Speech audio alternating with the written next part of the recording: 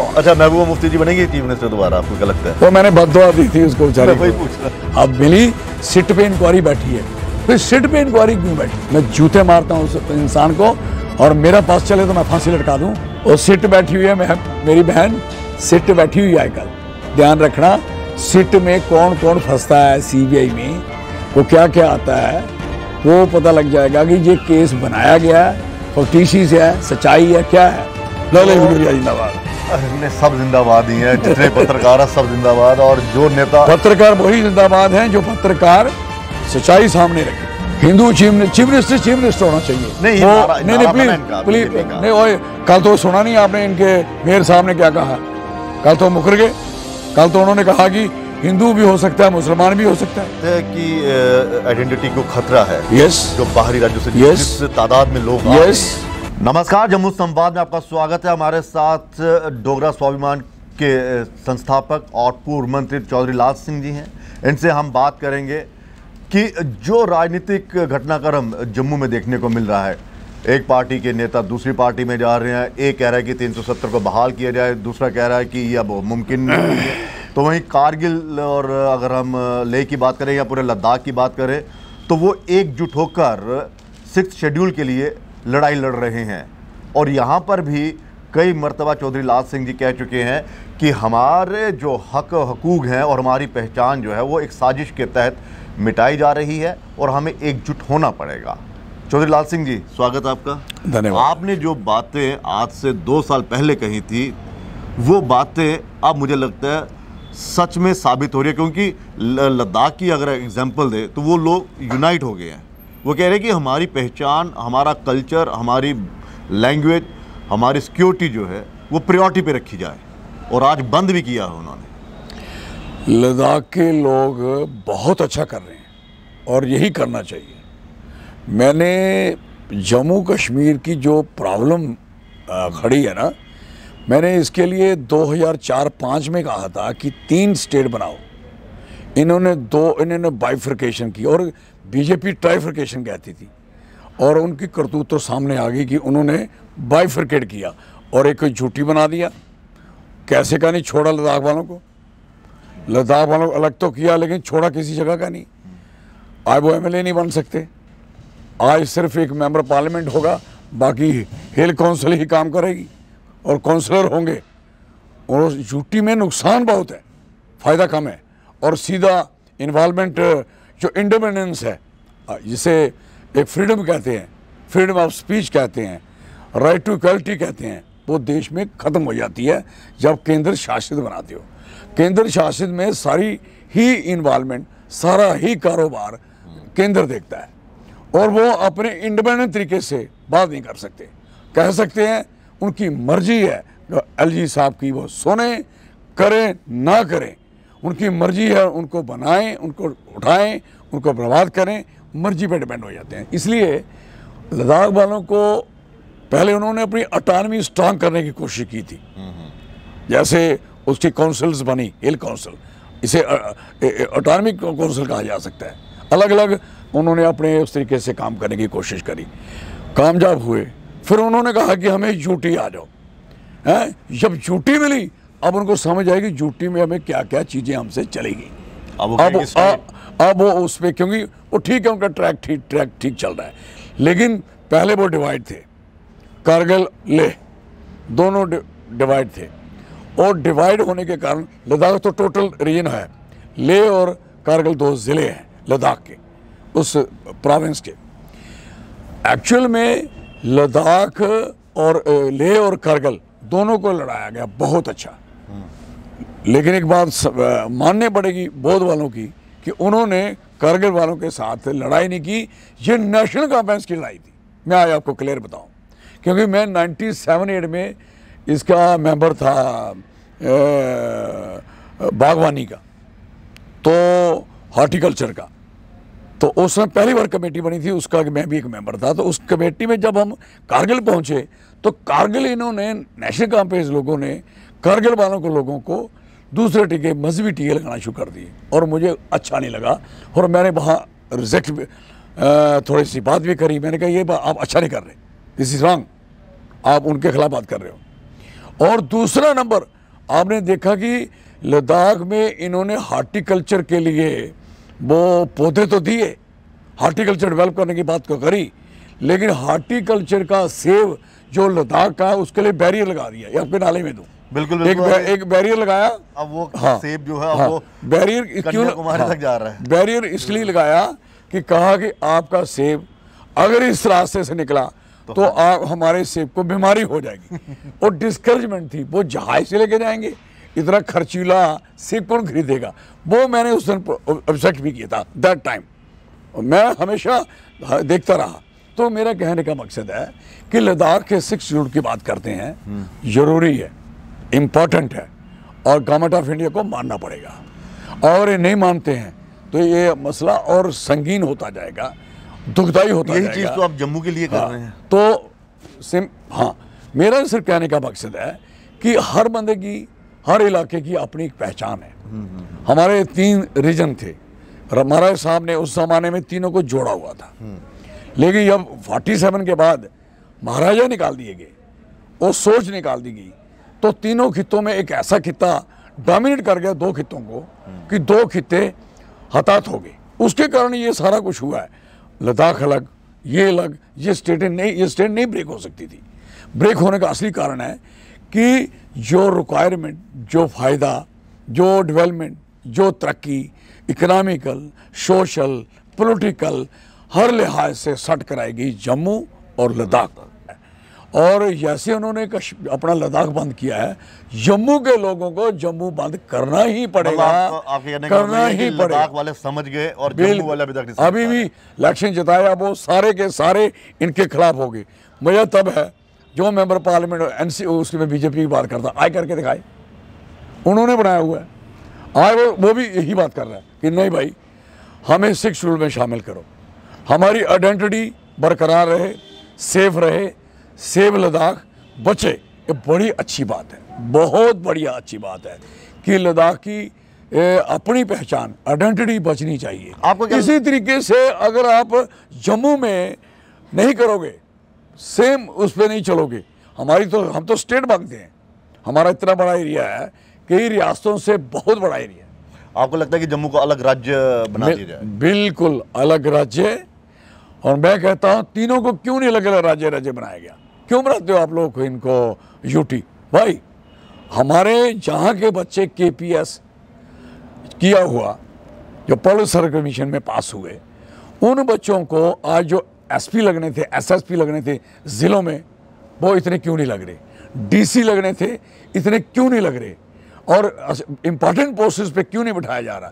अब वो हमारा जो 63 का था, हमारा जो मुलाजमों का एक बनाया गया, जैसे एकमुठ में आए तो पहले स्टेट में थे, तो थे 67 हम थे, हमारे जम्मू के लोग थे, KPS, KCS ये सारे थे। आज हमारे लोग 33 में पहुंच गए और वो 67 में आ गए, क्योंकि यूटी बन गई। दिस इज द यूटी, मतलब कब्जा करने की कोशिश। This is UT. देखो सर, बड़ी सिंपल बात है, कानूनी ये लीगली है कि आप जब भी केंद्र शासित करोगे तो केंद्र अपनी मनमर्जी करेगा, उसमें आप कुछ नहीं कर सकते। तो सर ये जो नेता हैं, अगर केंद्र शासित प्रदेश है ये, तो जाहिर सी बात है भाजपा ही कंट्रोल कर रही है, तो यहाँ के जो लोकल नेता हैं इनको समझ में नहीं आ रहा है कि हम जम्मू के साथ किस तरह से खिलवाड़ कर रहे हैं और कहाँ हम इस जम्मू की आवाम को और जम्मू को झोंक रहे हैं। देखो, जो सरकार चला रहे हैं उन्होंने पंग पी हुई है। मैं सच्ची बात बता रहा हूँ आपको, क्योंकि अगर इन लोगों को समझ हो, देखो बना बनाया इनका खेतर, इनकी ज़मीन, इनका बाग उजड़ता दिख रहा है। पहले 3 कानून आपने लागू किए, ठीक थे भाई, ठीक है, किसान के हक में, तो अब आप विड्रा क्यों किए? अब माफ़ी क्यों मांगी? 700 आदमी इस देश का शहीद हुआ है, व्हाट इज दिस नॉनसेंस? एक आदमी भी शहीद क्यों होगा? एक आदमी क्यों मरेगा? गांधी के तरीके से लड़ाई लड़ी, और गांधी के तरीके से लड़ाई लड़ने से अहिंसा की लड़ाई लड़ी, पीसफुल लड़ाई लड़नी चाहिए। राइट टू एजुकेशन, हमारे कॉन्स्टिट्यूशन में लिखा है कि बंदे को बोलने का अधिकार है, लेकिन ये लोग उनको दबा के कांटे। लेकिन यही किसान, अगर हम बॉर्डर के किसानों की बात करें, अब तो एक नया फरमान आ गया है कि जगह खाली कर दो, सरकारी ज़मीन है। कहाँ ये पिछले 70 सालों से वहाँ पे खेती बाड़ी कर रहे थे और उस ज़मीन को इन्होंने एक किस्म का बचा के रखा हुआ है ना। वो ये खुद कहते थे विपरीत बुद्धि विनाश काले। विनाश काले विपरीत बुद्धि। मुझे ये बताओ, वोट किसानों ने डाले, चाहे हिंदुस्तान में डाले चाहे जम्मू कश्मीर में डाले, 2 सीट्स इनको मिली।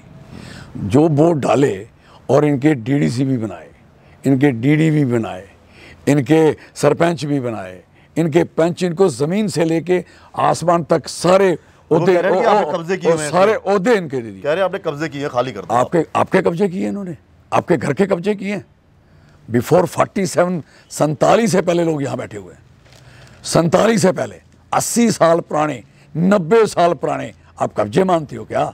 कोई मकान और किसी दुकान पे बैठ जाता है तो आप कहते हो इसका कब्जा हो गया।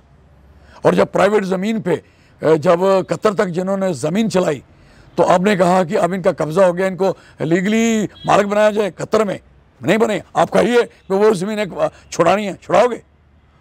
तो अगर आप प्राइवेट आदमी की ज़मीन उसी कानून में, जो कानून किसान मांगता है, जिस कानून से आपका रोशनी बना था, रोशनी गलत नहीं है, रोशनी एक्ट वेरी करेक्ट है, क्योंकि जो लोग, जैसे लेवी किसान ने उस बड़े ज़मींदार को, किसान को दी थोड़ी सी लेवी, तो उसके जमे पे ज़मीन चढ़ गई।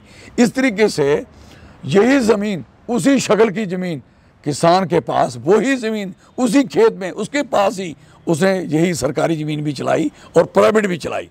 और दोनों, और फिर क्या हुआ कि जब उसकी कतर की गर्दौरी हुई, इसकी LV6, LV7, 54C की अलाटमेंटें भी हुई उस ज़माने में, मैं आपको नाले में दूँ। क्योंकि उसके बाद ये हुआ कि ये ज़मीन जो है, ये वाली, इसकी गिरदावरी चढ़ी। और गिरदावरी क्यों चढ़ाई? अगर वो ज़मीन कब्जा किया है, वो भी कब्जा था, जो कब्जा प्राइवेट पे था वो भी कब्जा था, कि उसको कब्जा आपने पक्का किया और आप सरकार में आए, और सरकार जिन्होंने बनाई आज उनके कब्जे कच्चे हो गए और आपका कब्जा पक्का हो गया है। इसका मतलब 7 साल वाले का कब्जा बड़ा स्ट्रांग है, यहाँ 2 साल आए हुए आपका कब्जा पक्का है, और जो आपसे 98 साल पहले ज़मीन पे बैठा हुआ उसका कब्जा कच्चा है। वो कब्जा नहीं है। कब्जा किसको बोलते हैं? जब कब्जा करता है इंसान तो कब्जे को साबित किया जाता है कि जब कब्जा करेक्ट है, और करेक्ट करने के लिए रोशनी बनी थी कि करेक्ट है। और 68% यहाँ हिंदू बैठा है जम्मू में, 32% मुस्लिम बैठा है जम्मू में। इन्होंने सोचा था कि शायद इन मुसलमानों को जगह लाट हो गई है।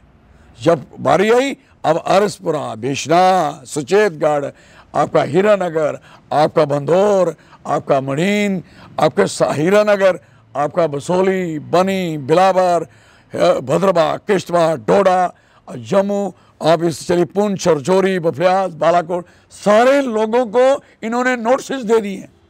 और मैं सारे नोटिस जिन लोगों को आया, इकट्ठे हो जाओ, इकट्ठे हो जाओ और लड़ो इनके खिलाफ, मैं आपके साथ हूँ। ये थोड़ी होगा आप सही काबिज हो, आप निजाज काबिज नहीं हो। ये निजाज काबिज हैं। कहीं ऐसा तो नहीं है कि मुद्दे को भड़काने की कोशिश की जा रही है? क्योंकि जो लगातार आरोप लगते आ रहे हैं कि फारूक साहब, आज़ाद साहब, इनके जो घर हैं वो फॉरेस्ट लैंड पर है, और पिछले दिनों कहा भी गया था कि इसको इलीगल है और इनको खाली करवाया जाए, और इनसे ये खाली हो नहीं रहा। मैं दिल्ली पे कहीं ऐसा कुछ ऐसा है? मैं थोड़ा सा क्लियर करता हूँ। ये कह रहे हैं फॉरेस्ट लैंड और रोशनी 2 अलग चीज़ें हैं। सरकारी ज़मीन एक होती है माल महकमे की, एक होती है फॉरेस्ट की। इस 2 किस्म की है, नजूल है एक जो उसकी अकाफ और दिस डिफरेंट। अब अकाफ की ज़मीनों पे सारे ही हिंदू बैठे हुए हैं, सारे हिंदू बैठे हैं। जितने घर हैं जो बाहर से आए थे लोग, जो POK से भी आए थे लोग, वो तो सारे उन घरों पे बैठे हैं। इसका मतलब खाली करा दोगे सारा? आपका ये सारा एरिया जो जैनियों के पीछे पड़ा है, सारा का सारा, ये पूरा मोहल्ले का मोहल्ला, गांव का गांव, शहर का शहर, पूरी ये कौन सी कॉन्स्टिट्यूंसी है, ईस्ट है, क्या बोलते हैं, ईस्ट अमेरिका, सारी कॉन्स्टिट्यूंसी इस तरीके से खाली करा दोगे क्या? हो जाएगी खाली क्या? मार दोगे लोगों को क्या?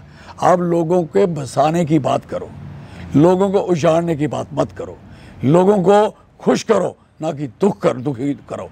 आप अपने आप को संभालो, नहीं तो आपकी ये हालत ख़राब होगी जैसे आपके पंजाब में हुई है, उससे ज़्यादा होगी। पूरे देश में ये आपका कानून वापस लेना पड़ा, और ये कानून जो है ही नहीं और आप कानून चला रहे हो। कहीं नहीं लिखा आप किसी की ज़मीन खाली कराओगे, कोई कहीं नहीं लिखा। जो भी ज़मीन सरकार जो वो नाजायज़ नहीं है, वो गिरदावरियाँ हुई हैं, इंतकाल हुए हैं, आपने उनकी गिरदावरी काटी है, रेड इंक लगाई है, आपने उनकी इंतकाल को कैंसिल किया है, आपने किया है, और पटवारी को ऑर्डर कर दिया एक दिन में। ये तो अंधेर नगरी होगी ना, आप एक दिन में कह दोगे सारे के सारे लोगों के इंतकाल 100 साल के ज़मीन पे बैठे हुए लोगों को आप निकाल के बाहर कर। इस तरह के ऑर्डर आपको क्या लगता है कि क्यों दिए जा रहे हैं? फुलिश ऑर्डर हैं, बेवकूफ़ाना है, बचकानापन है, बेवकूफ़ी है, नुकसान है इससे, इनका ज़्यादा है और अपोजिशन का फ़ायदा है, मैं कह सकता हूँ। और इससे अपोजिशन लीड करेगी, और मैं आपको बात लिख के देता हूँ, इस ज़मीनें रेस्टोर होंगी, वापस आएंगी, और कोई ज़मीन किसी की छीन नहीं पाएगा।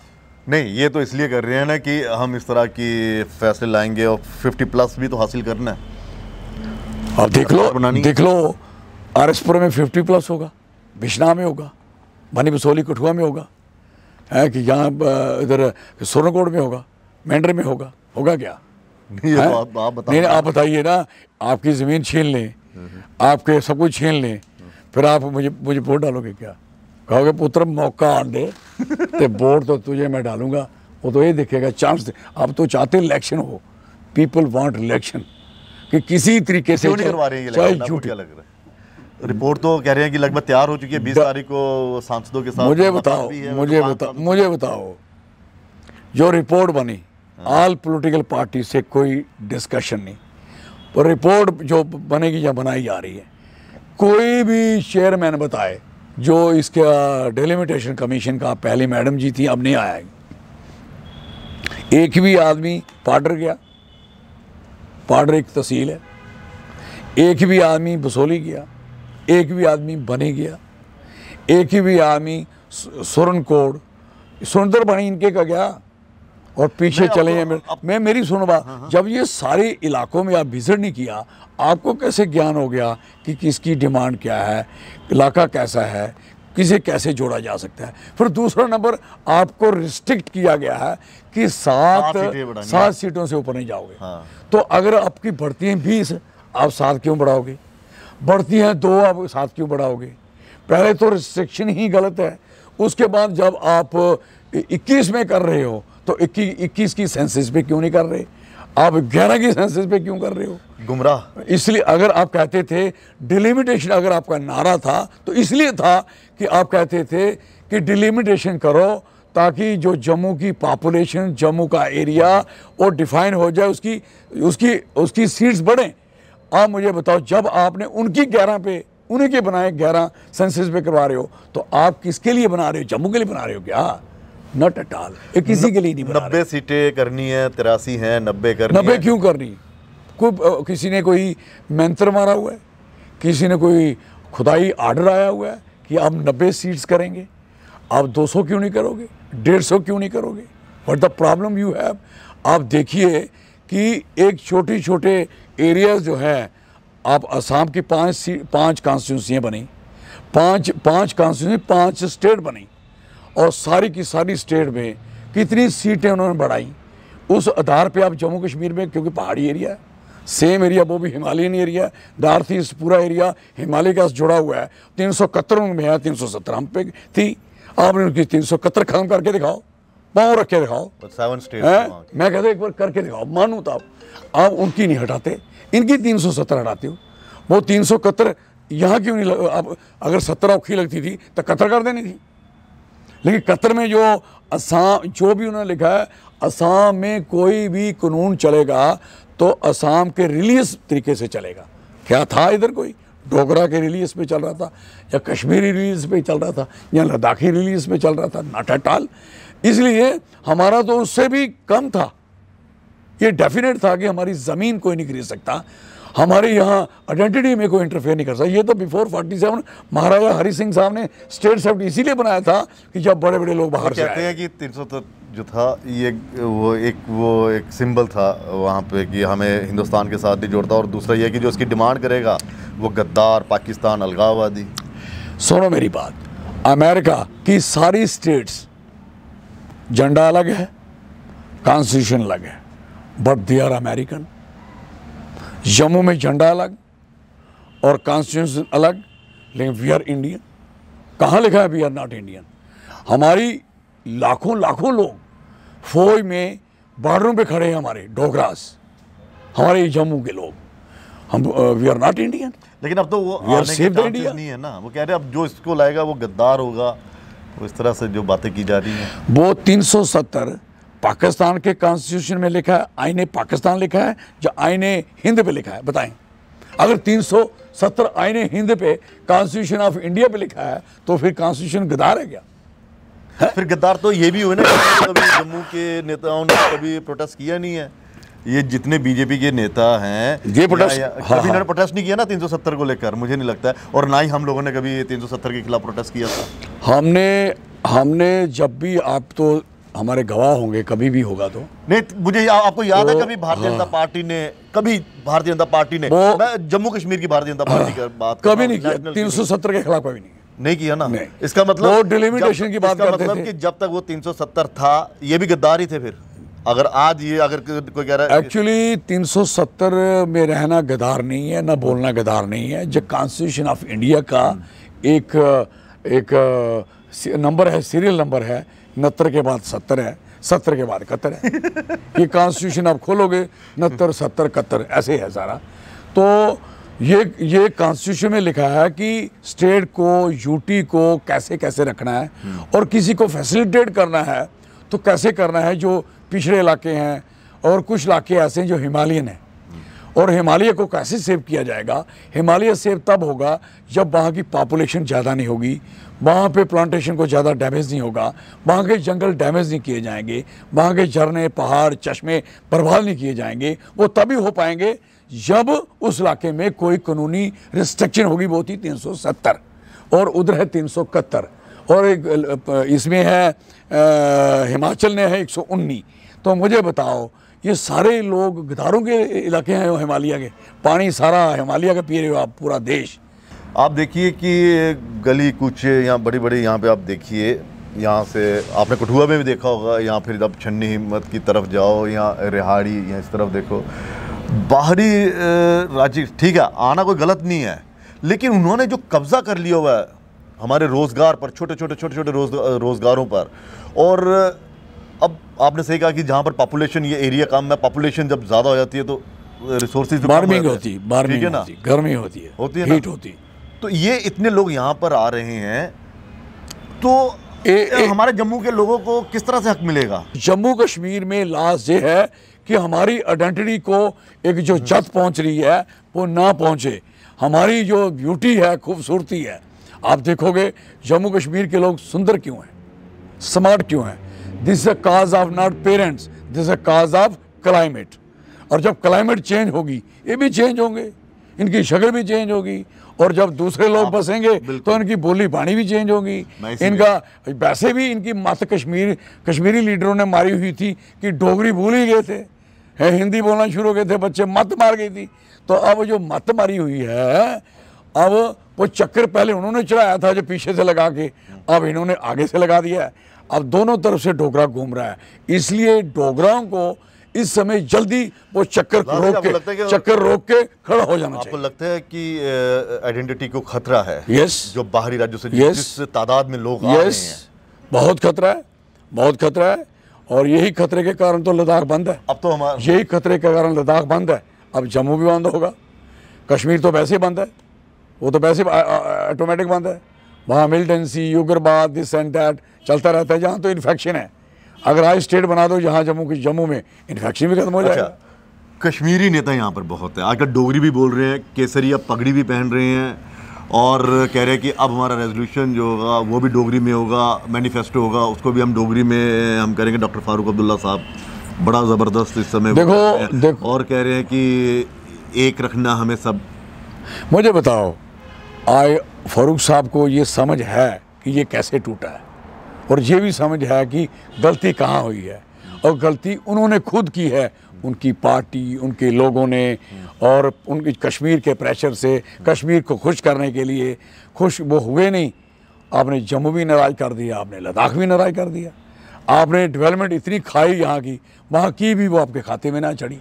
आपने यहाँ PSC पोलो सरमिशन भी खाया, 70% खुद लिया, 30% इनको दिया, लद्दाख को पीछे माइनस में रखा, तो आपको उसका नुकसान हुआ।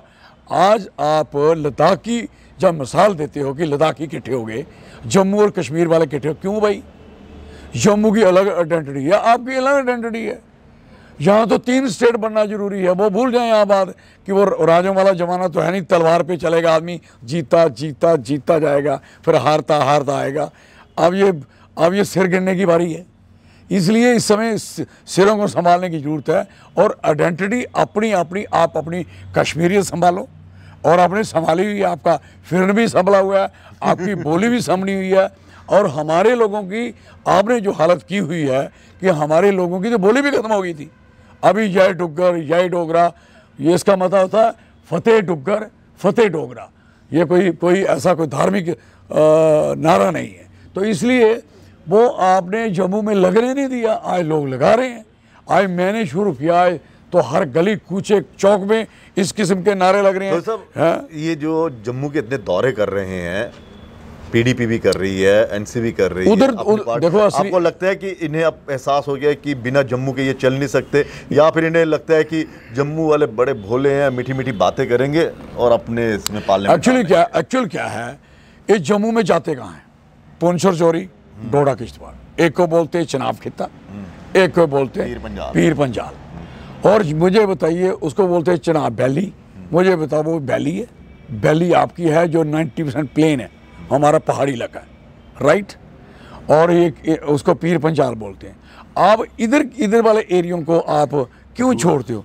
और रही बात, आपने बजाय इन 2 खित्तों का 2 एरियो को बर्बाद करके आज 90% अगर डेवलपमेंट कहीं नहीं हुई तो डिस्ट्रिक्ट डोडा है, डिस्ट्रिक्ट और पुंछ राजौरी है। जितना मुस्लिम एरिया है, इन्हीं मुस्लिम लीडरों ने ये एरिया अंडर डेवलप रखा है, किसी हिंदू ने नहीं रखा है। फॉर योर इन्फॉर्मेशन कि हिंदू चीफ मिनिस्टर ही नहीं था, महाराजा जब था तो ये सारे बराबर थे। 4 जिले जम्मू सूबा में थे, 2 कश्मीर में थे। तो आज उनके 2 वाले की 10 और 4 वाले की 10, और 2 वालों की सीट आपकी 47 और 4 वालों की सीट आपकी 37। तो कहने का मकसद है ये इग्नोर आप लोगों ने इन्होंने किया, इन्हें टूट सकता था, ये टूटा है। अगर ये ब्रेक हुआ है, बीजेपी को 2 सीट नहीं मिल सकती थी। प्रजा परिषद ने जोर लगाया था, क्या कर लिया उस जमाने में? नहीं कुछ हो पाया था ना। लेकिन आज कैसे हो गया? आपने इतना दुखी कर दिया कि महाराज साहब ने जितना लाड प्यार से जम्मू के लोगों को रखा था, इस स्टेट को रखा था, आपने जम्मू के लोगों को डोगरा डोगरा डंगर डंगर कह के हमारा सत्यानाश करके छोड़ दिया। आज आपको किस बात की चिंता है, काहे की चिंता है? और जम्मू के डोगरों को कहना चाहता हूँ, भाई साहब आप अपने आप को खड़ा करिए, अपने पाँव पे खड़ा हो। ये क्या जरूरत है हमें किसी बैसाखियों पे खड़ा होने की? हमने अगर इतना 84,000 मरबा मील एरिया खड़ा कर सकते हैं तो अब 26,000 स्क्वायर किलोमीटर को संभाल नहीं सकते। हमें जरूरत है किसी की? जिन्होंने खुद हमें बर्बाद किया, जिन्होंने हमारा एरिया खाया, हमारे पैसे खाए, यहाँ के फंड्स खाए, यहाँ की डेवलपमेंट खाई, यहाँ का हार्टिकल्चर, लद्दाख आप इधर नज़र लगाओ, हार्टिकल्चर में भद्रवाह किश्तवाड़ गंदो भलेसा चंगा आप चले जाएं, जिसे किश्तवाड़ के पीछे पहाड़ों में पुंछ राजौरी के एरिया में चले जाएं, आपको बल्गेरियन, इटालियन, अमेरिकन सेब क्यों नहीं दिया गया? भाई आप तो मजहबी तरीके से बांट रहा था ना आपको, और आपको कहा गया डोडा वालों को और इन पुंछ राजौरी वालों को आपको जम्मू ने खाया। जम्मू कैसे खा सकता है? चीफ मिनिस्टर कश्मीर का हो तो खाएगा जम्मू का? और बड़े 2 बार तो डिप्टी CM बने मुश्किल से, जब ये मुफ्ती साहब ने कश्मीर को 2 हिस्सों में तकसीम किया, एक PDP और एक NC, जब 2 हिस्सों में तब्दील हुआ तो जम्मू की थोड़ी सी सुनाई हुई, तो तब कुछ कामकाज होना शुरू हुए। उससे पहले तो कुछ भी नहीं था है? उसके पहले ये सोचते थे कि 13 सीट हमारी जो डोडा किश्तवाड़ भद्रवाह और इस इलाके की पुंछ राजौरी 13 की 13 सीटों पर इन्होंने कब्जा किया होता, और यही वजह रही वो 13 सीट के MLA, वहाँ के मिनिस्टर, उन्होंने अपने इलाकों के साथ चीट करवाया, धोखा करवाया, डेवलपमेंट आपकी चीज नहीं की। ये तो हुई 2002 के बाद डेवलपमेंट हुई है जम्मू की, आप गिनती कर लो। 2002 के बाद हमारे एम्स बनना शुरू। मैंने बनाया जो एम्स लाया था, जिसको यहाँ सुपर स्पेशलिटी बाद में बना दिया गया मेरे बाद अयाज साहब ने, जो मैं 120 करोड़ रुपया दिया था। I was minister that time. तो उस समय हमारी मैडम सुषमा स्वराज, इनकी यूनियन मिनिस्टर थी, उनसे मैं लाया था। और इस बार भी जब हम पावर में आते हैं, हम लोग जम्मू में, जब अलायंस होता है तो जम्मू फायदे में होता है, और जब अलायंस नहीं होता तो जम्मू की तबाही हुई। अब क्या है, अब मैं कहता हूं अलायंस से भी खलासी छोड़ो, अब जम्मू ही अपनी स्टेट बनाए, खुद डेवलप करे। तो आप किस तरह से लड़ाई लड़ेंगे? हमारी लड़ाई आपके माध्यम से है, ये जरिया आपका है, लोग सुन रहे हैं, लोग आ रहे हैं, लोग बढ़ते जाएंगे, जुड़ेंगे, प्रदर्शन होंगे, जलसे होंगे, जुलूस होंगे, जैसे मैंने किए थे करेंगे। वो कंटिन्यूटी है, लगातार है। कोरोना आया, उसमें नहीं कर सकते, कानूनी गलत होता है कि हम किसी को इस इल्ज़ाम में चले जाएं कि जैसे वो इन्होंने तबलीग पे लगाया, जैसे इन्होंने किसानों पे लगाने की कोशिश की है। तो हम नहीं चाहते थे कि जो कॉन्स्टिट्यूशनली हमारे राइट हैं उसके बियॉन्ड जाके, अगेंस्ट जाके बात करें, हम कभी नहीं करेंगे। अभी भी ये रेस्ट्रिक्शन लगाने के चक्कर में है। अच्छा सर, एक आखिरी सवाल, सरकार किसकी बनेगी आपको क्या लगता है? जम्मू कश्मीर में सरकार बनाने के चक्कर में नहीं है ये लोग, ये झूठ बोल रहे हैं ना, चक्कर में नहीं। अभी तक तो इनकी रिपोर्ट भी नहीं आई, और रिपोर्ट देनी क्या, गलत रिपोर्ट होगी। रिपोर्ट इस तरीके से होगी कि ललित खजूरिया के लोग कहाँ कहाँ हैं, तो ललित खजूरिया को इधर एडजस्ट करें। लाल सिंह के लोग कहाँ कहाँ हैं, लाल सिंह के लोगों, ये पहले तो हिंदू मुस्लिम करते थे, अब ललित खजूरिया, लाल सिंह, दूसरा उसको कैसे कैसे जिताना है। आओ जिताओ, बांटो, लगेगा पता आपको। अच्छा, आपको लगता है कि हिंदू चीफ मिनिस्टर बन पाएगा कभी? देखो, हिंदू चीफ मिनिस्टर होना चाहिए। नहीं प्लीज नहीं, ओए कल तो सुना नहीं आपने इनके मेयर साहब ने क्या कहा? कल तो मुकर गए। कल तो उन्होंने कहा कि हिंदू भी हो सकता है, मुसलमान भी हो सकता है। नहीं, वो तो नहीं, अगर अब उन्होंने कहा है, इसका मतलब है वो भी रिकॉर्डेड है, कल वाला भी रिकॉर्डेड, कल का करंट है ना, परसों का पुराना है ना, बुढ़ा है ना, अब ताजा आज क्या होता है उसकी बात। ये देखो, पूछो कि आपके कल मेयर ने कहा कि मुसलमान भी यहाँ का सीएम हो सकता है, तो इसका मतलब है आपकी बातें सब झूठी हैं, कोई भी कुछ नहीं हो सकता। मेरा कहना है कि चीफ मिनिस्टर होना चाहिए, जिसको हिंदू भी दिखे, मुसलमान भी दिखे, सिख भी दिखे, ईसाई भी दिखे, बोध भी दिखे, पारसी भी दिखे। चीफ मिनिस्टर वो होना चाहिए। चीफ मिनिस्टर ना मजहबी होना चाहिए, चीफ मिनिस्टर ना एक बरादरी, ना एक फिरका, ना एक मजहब, ना एक धर्म का होना चाहिए। चीफ मिनिस्टर सबका होना। अच्छा, महबूबा मुफ्ती जी बनेंगी चीफ मिनिस्टर दोबारा, आपको क्या लगता है? वो मैंने बद्दुआ दी थी उसको बेचारी को। वही पूछ रहा, अभी भी वो कल परसों को ही आज तक के इंटरव्यू में बोल रही थी, उसको फिर याद आ गया, कहती रेपिस्ट लोगों ने, प्रो रेपिस्ट लोगों ने तिरंगे लेके जुलूस निकाला। और सिट बैठी हुई है, मेरी बहन सिट बैठी हुई है कल, ध्यान रखना, सिट में कौन कौन फंसता है, सीबीआई में वो क्या क्या आता है, वो पता लग जाएगा कि ये केस बनाया गया है, फक्टिशियस है, सच्चाई है, क्या है। मैं चाहता हूँ उस बच्ची का कातिल सामने आना चाहिए, वो हिंदू है या मुसलमान है, वो सामने दिखना चाहिए।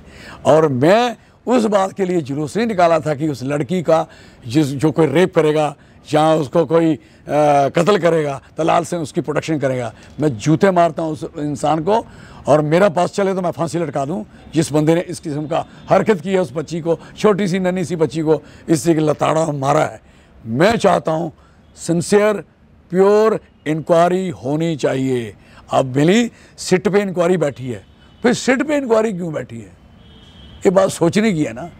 और जब मैं कह रहा था तो उस समय आपको क्यों नहीं सुनाई दे रहा था, हैं? उस समय भी यही सरकार थी, आज भी यही सरकार है। ये बहाने लगा के कभी कोर्ट के माध्यम से, कभी किसी के माध्यम से, ऐसे थोड़ी चलता। मुझे ऑनरेबल जजेस पे बड़ा विश्वास है जिन्होंने ये सिट के ऊपर सीवे बिठाई। मैं रिक्वेस्ट करूंगा इसको टाइम बाउंड करिए, इस इलेक्शन, आने वाले इलेक्शन से पहले फंसे ये लोग, पता लगे कौन कौन से लोग हैं। और लाल सिंह जो झंडा लेके चलता था वो ठीक था या गलत था, मैं भी ये देखना चाहता हूँ। This is very clear. चलिए, धन्यवाद। जय डोगर, जय डोगरा, जिंदाबाद। सब जिंदाबाद ही हैं, जितने पत्रकार हैं सब जिंदाबाद, और जो नेता पत्रकार वही जिंदाबाद हैं जो पत्रकार सच्चाई सामने रखें। देखो, उनकी लंबी लड़ाई इसलिए लंबी चली, और रवीश को इनाम मिला ना, रवीश को आज लोगों ने, आज अपने, मैं कहता हूँ कि उस एनडीटीवी का कितनी इज्जत मिली है, और उसे ना भड़काया ना उसे ज़्यादा दिखाया, उसे बड़े तरीके से दिखाते गए। आई रवीश सम्मानित किया गया, आपको भी सम्मानित होंगे क्योंकि you are like fighting for Jammu, you are fighting for सब अच्छा काम है हमारे पत्रकार भाई, जो मसले हैं वो सामने लाते हैं। तो इलाज एक ही है अन्याय से लड़ने का, वो है अलग राज्य। और लद्दाख में जो एकता देखने को मिल रही है, लाल सिंह जी कह रहे हैं, यही एकता जम्मू के लोगों को चाहिए ताकि उनके हकूक को छीना ना जाए और जम्मू को एक अलग राज्य बनाया जाए। फिलहाल इजाजत दीजिए, नमस्कार। SP Smart School announces registrations for new admissions for class 11th and 12th. Admission open till availability of seats. Visit www.spsmartschools.com.